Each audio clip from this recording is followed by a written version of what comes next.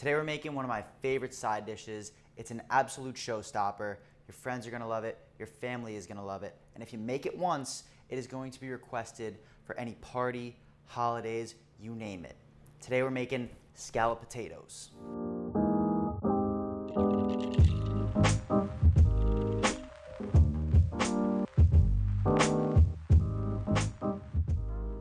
What's up? Welcome to Transcend the Table. My name is Pete Beck. I am beyond excited to have you guys in my kitchen today.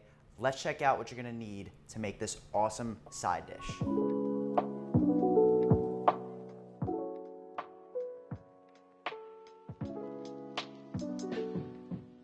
In addition to those ingredients, there's one piece of equipment that I wanna highlight because you might not have this at home, and that is a mandolin. This is a super effective tool, a great add to your arsenal. You're gonna use it all the time, believe me. Now that we have our ingredients and our equipment down, let's just walk through this recipe at a high level, just so we have an understanding of what we're doing from start to finish. So today we're making a single serving of scalloped potatoes in a ramekin, but this is a recipe that you could easily scale up, and we'll talk about how you can do that a little bit later on, so make sure you stick around to the end of the video. All right, let's talk about that process. We love process, we love technique, and the first technique that we're gonna have to do for this recipe is infuse cream. And the reason we have to do this first, it's very important that you do so, is because we have to allow that to come back down to room temperature. And while that cream is coming down to room temperature, it'll give us the perfect amount of time to prep everything else that we need for that finished product. At that point, everything is prepped and ready to go. All we have to do is arrange all the ingredients in the ramekin. We're gonna cover it. We're gonna throw that into the oven, and you will just love what comes back out of there. Now I wanna spend some time on the infusing process because this is a great technique that you're not just gonna use in this recipe. Any dish that calls for cream, you can take to that next level by infusing it. And you can infuse it with a number of things: herbs, spices, onion, garlic, the list goes on. Now today, we're gonna take shallots, we're gonna take rosemary, and the good old salt and pepper, and we're gonna infuse this cream. Let's do it. Take your shallot, you're gonna top and tail, and then peel it, and then you're gonna go ahead and roughly chop it, little slow-mo chop shot, how are ye? In a small saucepan, you're gonna add your cream, add your shallots, add your rosemary, salt, and pepper. Season this well, and I mean well. Onto the stove it goes on the high heat. We are bringing this to a rapid boil. You're gonna see it start to simmer around the edges, like so. And then it's going to erupt into a vicious boil, at which case you're gonna turn the gas down and it's gonna simmer away gently for about 8 minutes. Do not leave the stove unattended. The cream will boil over. You'll have a big messy. No.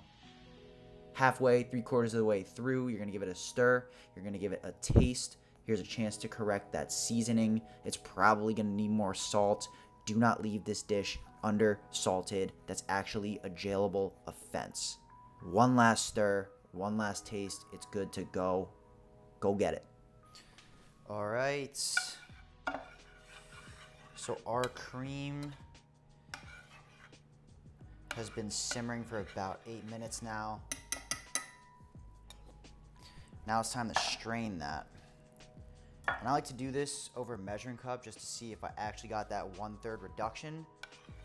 So let's pour that on over.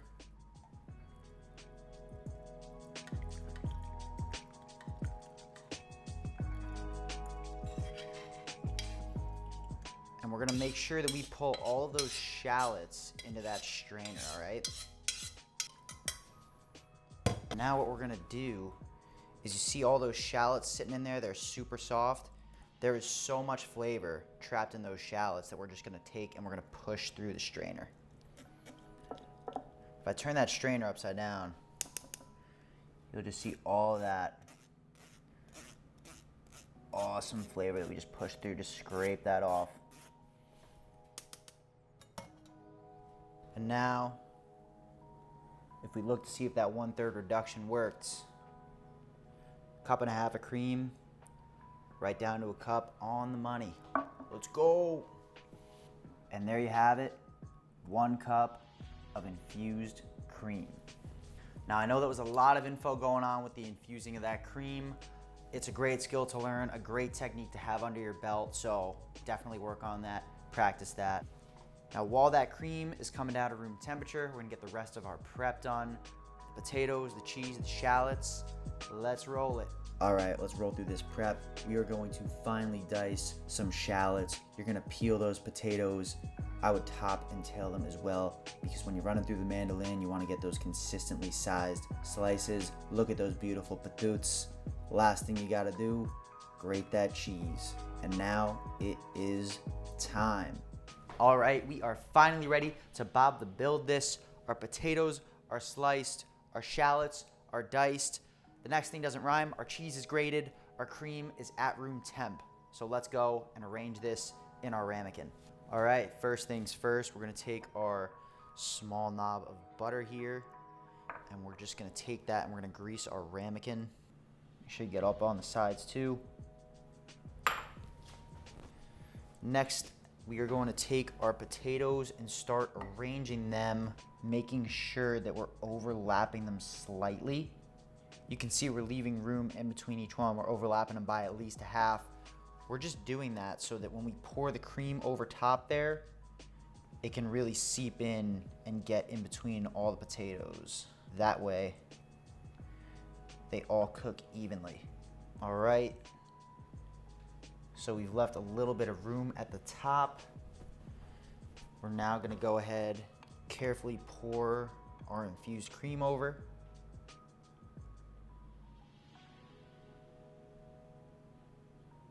Letting it kind of find its way through those layers of potatoes to the bottom. Definitely gonna wanna allow some room on top. And then the last thing we gotta do is put our diced shallots on the top there. Sprinkle on that sharp cheddar cheese.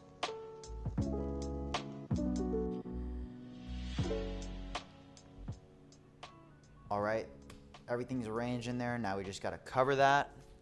Foil. And again, like I said, we're gonna wanna bake this on a tray just because there's gonna be a little bit of boil over. That's all there is. Into the oven it goes.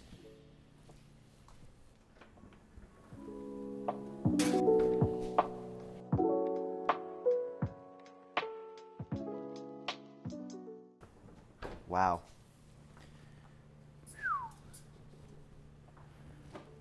These have been baking uncovered now for about 35 minutes.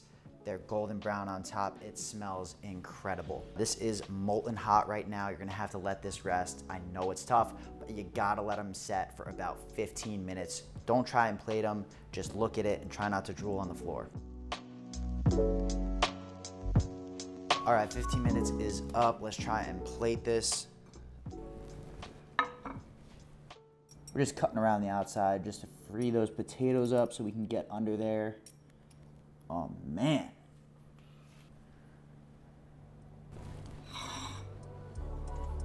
That looks incredible.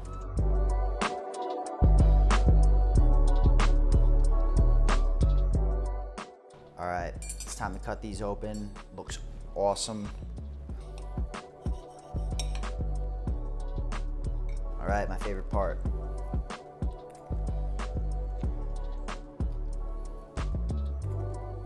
Just one more.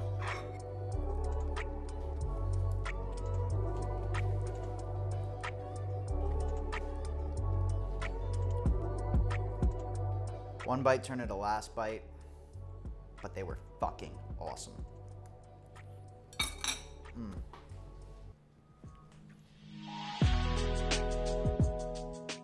Now let's talk about how you can scale this dish up from a single serving. You're gonna wanna make this for holidays or parties or anytime there's a family style dinner. The first order of business is deciding what you're gonna be baking these in. A quick note is to stay away from those foil trays that you see at the grocery store. They do not retain heat the same way that glass or ceramic does. They are not gonna cook your potatoes properly. steer clear of those. Once you decide on what you're going to be baking these in, you just have to take your best guess and estimate how many ingredients you're gonna need. Really, the critical thing is that you have enough cream to fill up the dish, including the potatoes, about 3/4 of the way up. Now, you gotta take your best guess, but it is so okay to be on the high side, sick, and overestimate the ingredients that you're gonna need. It is always better to have too much than not enough, and with this recipe especially, all the ingredients are pretty cheap and they're pretty basic. You could use them in a number of other recipes. So do not be afraid to highball it. There is nothing worse than that sad walk to your car when you have to go back to the grocery store last minute. That shit sucks. The bigger challenge with this dish is how you translate the cooking time. The big miss on this dish is having undercooked potatoes, which if you've ever had the displeasure of sinking your teeth into an undercooked potato, they are horrible. They're basically inedible. So a good standard for the larger size baking dishes that I've used in the past is it takes about an hour to bake covered and then another hour or so or until golden brown uncovered. That should get the job done. Now I know it could be a little discomforting not to have those precise measurements to lean on, but trust your gut. More times than not, you're gonna be a lot closer than you think. You are going to knock these potatoes out of the park. So now that we talked about how we can scale this dish up, let's talk about how we can make it ahead of time. And it's a little bit trickier than just doing everything and throwing it in the fridge. Because the thing that happens with potatoes is that they oxidize. That's the same thing that happens to bananas, avocados, apples. Once the flesh is exposed to air, they're gonna start to brown, and we don't want that to happen. So what you have to do is you have to arrange everything in whatever you're baking it in, then you're gonna half bake them because that stops the oxidation process, and at that point, you can refrigerate them and have them prepared to finish baking whenever you're ready to serve it. Now that happens, I totally get, there's certain times where you can't make everything right before, but I wouldn't recommend doing it more than a day ahead. If at all possible, you're gonna wanna do it fresh, but if you do have to make them ahead of time, gotta half bake them. So there you guys have it, one of my favorite side dishes. Go ahead and give that a try, and when you do, tag us at transcendthetable on Instagram. I know phone eats first. Take a picture, let us know how it went. Reach out with any questions, comments, how you would improve it. I don't care, I just wanna hear from you guys. Now, if you don't mind, I got a sink full of dirty ass dishes. Thank you guys, I'll catch you next time.